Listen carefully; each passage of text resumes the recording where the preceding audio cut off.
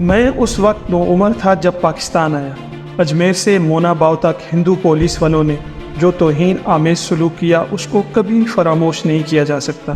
در حقیقت یہ بات اس وقت میری سمجھ میں آئی کہ جناب محمد علی جناح قائد اعظم رحمۃ اللہ علیہ نے پاکستان کیوں قائم کیا۔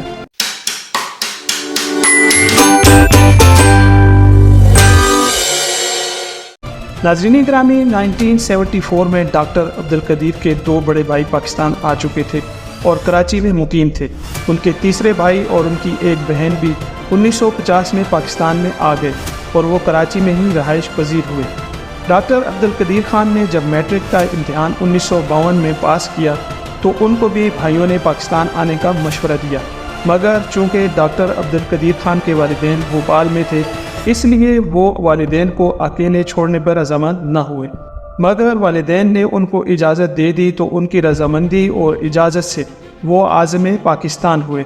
ان کی اس وقت عمر 16 برس تھی اور اس کم عمری میں سفری صحبتوں کو برداشت کرنا کوئی آسان کام نہ تھا، مگر پاکستان کی محبت اور اسلام کی چاہت نے ان کو اپنی کم عمری میں ایسی ہمت اور ولولہ انگیزی عطا فرمائی کہ وہ جوانمردی سے ان مصائب کو برداشت کرتے ہوئے اپنے عظیم ملک میں وارد ہوئے۔ ڈاکٹر عبدالقدیر نے اپنے سفر کے دوران کے حالات و واقعات کو یوں ذکر کیا ہے: میں اس وقت نوعمر تھا جب پاکستان آیا۔ اجمیر سے مونا باؤ تک ہندو پولیس والوں نے جو توہین آمیز سلوک کیا اس کو کبھی فراموش نہیں کیا جا سکتا۔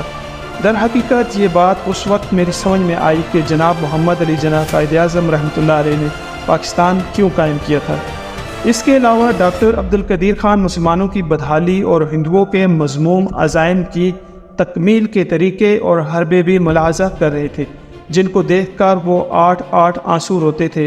وہ ایک مجاہد حریت بن کر ابھرنا چاہتے تھے، مسلمانوں کے ساتھ ہونے والی زیادتی کا بدلہ لینے کے لیے بے تاب و پریشان تھے اور اپنے دوستوں کے ساتھ مل کر مظلوم مسلمانوں کی مدد کے لیے اٹھ کھڑے ہوئے تھے، مگر ان کے بڑے بھائیوں اور ان کے والد نے ان کو سمجھایا اور یوں نصیحت آمیز لہجے میں ان کے جذبات کو سرد کیا کہ عبدالقدیر خان، جو کچھ تم کرنا چاہتے ہو ایسے بہت سے مجاہد مسلمانوں کی صفوں میں موجود ہیں، لیکن ہم جس چیز کی تم سے توقع رکھتے ہیں تم وہ پہلے کرو اور خاموشی سے تم اپنی تعلیم کو مکمل کرو۔ تعلیم مکمل کر کے اپنی قوم کے مظالم کا بدلہ چکانا۔ یہ قوم اب بہت کمزور ہو چکی ہے اور تم اسے مضبوط بنا دینا۔ بھائیوں اور والد کے پند و نصائح کا انہوں نے مثبت اثر قبول کیا اور اپنی شوریدہ سری کو قابو کر لیا اور اپنے حواس قائم کر کے حالات کا جائزہ لے کر اپنی تعلیمی سرگرمیوں میں ہمہ مصروف ہو گئے۔ چونکہ ان کو نواب بھوپال اور والدین کی طرف سے پاکستان جانے کی اجازت مل چکی تھی اور ان کے دیگر اعضاء و اقارب بھی پاکستان آ چکے تھے، اس لیے انہوں نے بھی عازم پاکستان ہونے کے لیے اپنا بستہ کندھوں پر رکھا۔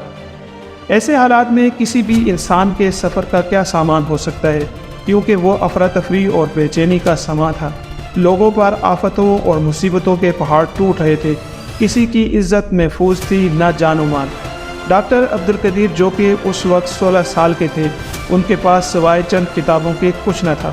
انہوں نے ایک صندوق میں اپنی چند کتابیں اور کپڑے وغیرہ ڈال لیے اور بھوپال سے براستہ اجمیر لونی، چتوڑ، بازیا، مونا باؤ تک بذریعہ ریل روانہ ہو گئے۔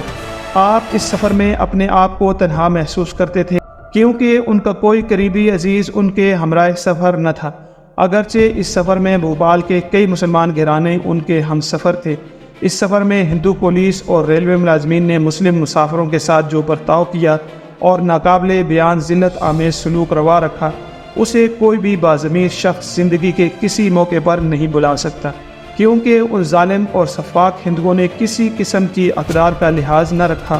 انہوں نے تمام تعصب اور عناد کی اینکیں لگا رکھی تھیں۔